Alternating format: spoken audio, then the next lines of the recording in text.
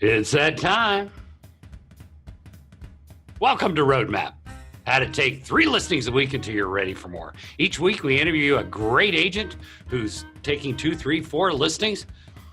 But this is the investment show, how to work with investors.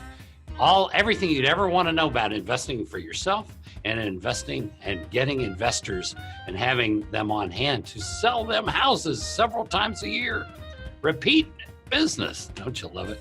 Anyway, well, I want to thank everybody for being here, and I want to introduce my co-host from San Diego, Carly Hathaway. That's carlyhathaway.com.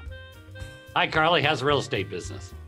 Hey, Ren. Hey, everybody. Real estate is great, and I'm really looking forward to this show because I cannot wait to start calling those for rent by owner people. Good. And maybe you want to invest. Definitely want to start investing in some rentals. Good. So let's dive in and jump right now. So here's the thing. A lot of real estate people think they have to invest with cash. Yes. Yes. And you don't. No? Are we using Bitcoin? That's it. You took my line. Yes. Go get tournament for Bitcoin.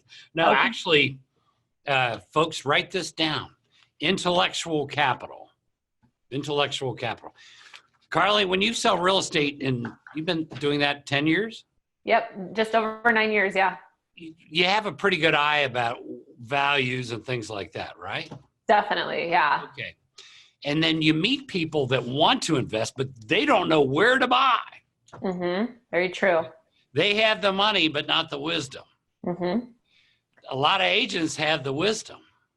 But none of the money. Together and just say, tell you what, let's do this. Let's form a little LLC together, and I will help us buy properties. I will be a 30% partner. You're the money person. I like There are a it. lot of people that will say, I'm in. You're going to sit there and look and go, nope, nope, nope, nope, because you're the eyes and ears. You have intellectual capital. Your investment, your capital is what you know. And a lot of you out there that are watching this show, you have that intellectual capital. You've been doing this a long time, or you're focused in on one area and you know what's hot and what's not, what's smart and what's not very smart. So you're worth being a 30% partner with somebody that wants to buy several doors. So take a look at that. And you don't have to be in one partnership. A friend of mine, she sells 120 homes a year, blindfolded. Yeah. She does it blindfolded. She's in the Eastern Shore of Virginia. She has 6, 7, 8 partnerships with people. She's the intellectual capital. Because if we're doing it right, if we're buying investment property right, when do we get our profit? When is the profit realized? No idea. Well, it's one of 2 ways. It's either realized immediately. There are a lot of people that want to find, when they close, they want to immediately pick up 20, 30%. Okay. Oh, yeah. Mm-hmm. And that takes a lot of looking. Mm-hmm. But if you're in the business, can you do that? Would you see something and you go, then you would write on a little board, OMG, Yeah. and you would say, got to move fast. Yeah, then you go and you say, all cash close in 10 days. And they'll say, okay. All right. The second way profit is realized is over time. Because when you rent these out, the tenant pays the bill. The tenant pays the bill. You get them put down 20, 30%. You go no more than 15 years. 10 years is better. 15 years max. And at the end of 15 years, the tenant says, I bought you a house. Yep. Exactly. So they're paying says. your mortgage while the property value is increasing. It's perfect. Right. Every 15, so if you buy one a year, at the end of year 15, the tenants there go, here you go, Carly. At the end of the next year, here you go, Carly. 5 years go by and you have 5 paid off houses. Paid for by the tenant. I like it. I love that. Right. And so what we look at is, can the tenant pay the rent and all the expenses? No money out. That's fair. Yeah. I think so. If I you're think doing so it too. right, if you're shopping, buy something low maintenance. Mm-hmm. Okay. Yep. All right. Now, the other thing we have to look at with investors and investment is adding investors, people that want to buy investment property. Because guess what? Is that pipeline business sort of like corporate calling we talked about on the last show? Yeah. It's ongoing. Somebody wants to buy, I want to buy 1 home a year. I want to buy 2 homes a year. Mm-hmm. Well, how many do you have now? I have 16, but I want to buy 2 more a year. I'll pay all cash, close in 10 days. Are those people worth hanging around, getting to know? Yeah, exactly. Because I mean, your average buyer and seller, they do it every 8 to 10 years. This person's buying a house every year. Your pipeline's going to always be full with them. For sure. Right. So here's where we find them. Number one, Carly, you sold them a house or you sold their house and then they bought a house, whatever. You know them and you know about them. Maybe it's their 5th purchase. They put down 80%. Maybe they paid down 100%. And you say, have you ever got, here's a good question to ask people. Mm-hmm. Say, are you happy with your current retirement plan? Oh, that's a good one. Are you happy with your current retirement plan? Because when you run the math, if you buy investment properties and the tenant is making the payments, it's a sweet deal. Definitely. So that's what you want to tell them. Just say, what I would like to do, would you be interested in buying 1 door a year? I will help you find a low maintenance home, get the tenant for you, get it all set up. You pay cash or otherwise, finance no more than 15 years, and you buy these things. I will find them for you. Yeah. So homegrown with people you know. Yeah. And beyond homegrown are lots of people that already have 10, 15, 20 properties. How do we find those? How do we? Well, think about it. How could you get in the way of finding those people? Well, I mean, obviously they're going to be renting the places out. So they're homeowners. Right. So there are 3 types for rent by owners out there that advertise. Mm-hmm. There is an individual who's running an ad and saying, I've got a house for rent. And then there's category number 2. They own the property. They use a property management company to advertise and show it. Okay. And the third one is they're a real estate agent and they own it and they're doing it and they're a real estate agent.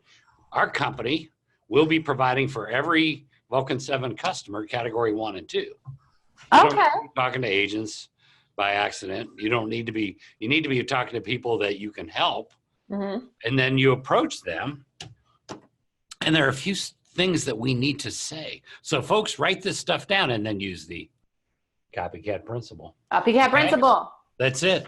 So what I'd like you to write down is questions that you ask if you're buying it, if you want to talk to an investor.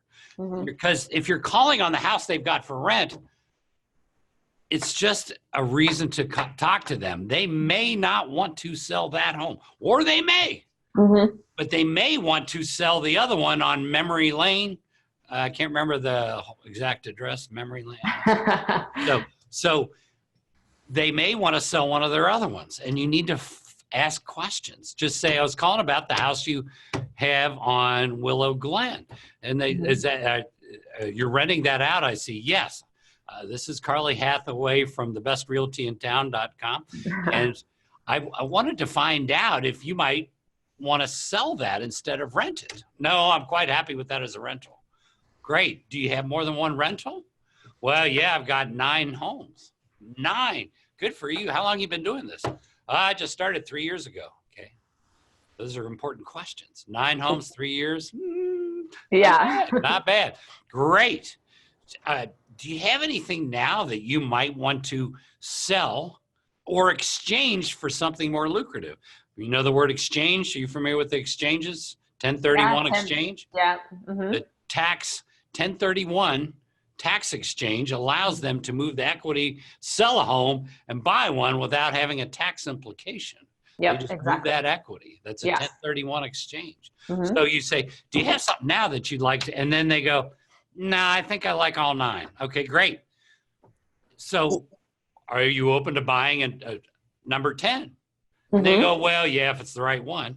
Okay, well, here, take this magic wand and wave it and tell me what that what number 10 looks like. What does the ideal home look like? How much do you paying for it?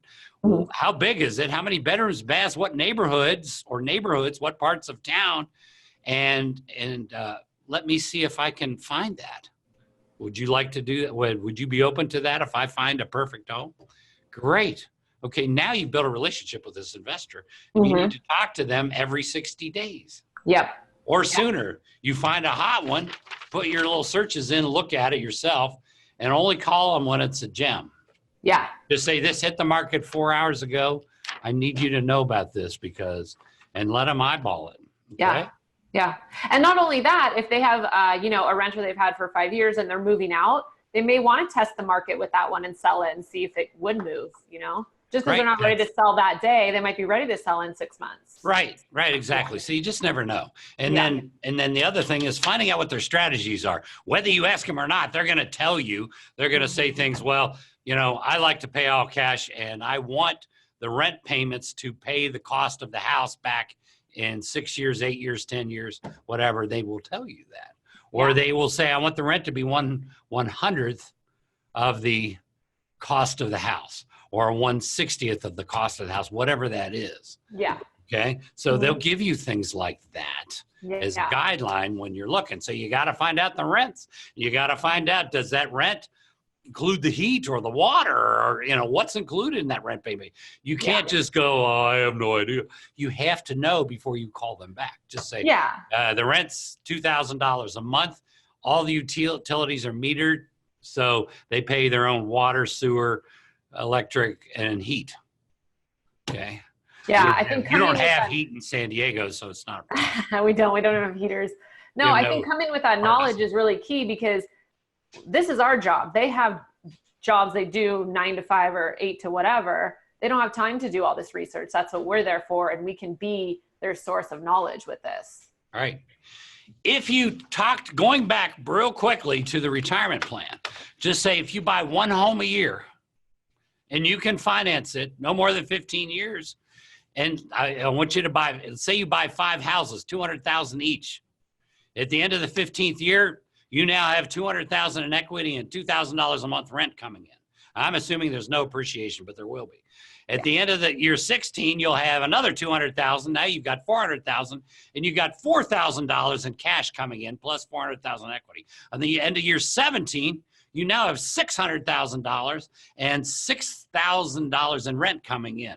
At the end of year 18, if I did that right, yes. You have $800,000 in equity, and you've got $8,000 in rent coming in. At the end of the 5th year, 20, the final mortgage is paid off, and you have $1 million in cool cash in investment property, and you have 10 grand a month coming in. Those homes are paid for. You will have that forever, except the rents keep going up. And that $1 million worth of house is now worth probably $2 million, and the rents is not $10,000, it's $20,000. So it is a gold mine retirement plan. Absolutely. I love those numbers. Those sound so good to me. Yes. So we're assuming no appreciation, no money out. We're assuming that the tenant pays everything, all the cost of their payment. So tell them, hey, do you want to have a retirement plan that is a lot better than your 401k? Yeah, exactly. And you know what? I feel like now is a really good time to really start calling these, owners, because all the Airbnb laws are changing really drastically right now. For example, in San Diego, it has to be your primary residence or you can't Airbnb it anymore. And I know that's the same for Colorado. The People's Republic of California is an interesting place. It is. So these people that are Airbnb are going to be looking to unload. So it's just a great time to attack. That's right. So just get in the way. So last thing I want to remind people that we at Vulcan7, you will, starting September 12th, and maybe we'll do it a little sooner, September 12th, you will have FRBOs, for rent by owners, in category 1 and category 2. And these are not like, some of our competitors have these, but they have crap. You get an agent, you get the property manager. You will get the owner if you call these. The quality is that high. And actually, it's this high. Or actually, it's this high. Yeah. Anyway, I want to thank everybody for being here. And I want to thank Aaron Wittenstein, who simulcast the show on his Facebook group with 52,000 members. If you want to get involved with that, that's at facebook.com/groups/got objections. And we appreciate that simulcast. And finally, a lot of you have been asking and writing in, and they're like, what is Carly's secret? What is Carly's secret? What is Carly's secret? So, folks, after she's done her lead generation and set appointments, she goes to the refrigerator and gets delicious Graeter's mint chocolate chip. They sell it all across North America. If you go to Graeters.com and look for the store near you. If you live at Cardiff by the Sea, the Seaside Market has a huge display of it. It's all over the United States. This is the one for listings. If you get one of the other flavors, it's just ice cream. They have several flavors. Now, the Rocky Road is if you're working with buyers, so be careful. Exactly. So you sit at open houses on the weekends, you eat Rocky Road. That's it. That's Rocky Road for darn sure. Yeah. So anyway, if the listing is slow to sell, dig a hole in the front yard, bury it upside down. You know, and a lot of people don't know that story. They're thinking it's about the ice cream. But in the 1990s, if you went into Realtor.com magazine, it hit the peak around 1999. Real estate agents were buying little St. Joseph saints, the Catholic saints, little plastic St. Joseph, by the dozen. Companies would sell them because the belief was if you buried St. Joseph upside down in the front yard, that listing would sell. And in the 90s, things were kind of slow. And so these things would sell by the real estate agents would have like 4 dozen little St. Josephs stacked on their desk. True story. That's True crazy. Story. Look that one up, folks. Google that, burying St. Joseph upside down. It's a wild story, and it's just part of our folklore of being an American. Anyway, see everybody next week. Bye. Thanks, everybody. I'm so excited for September 12th to start calling. That's right.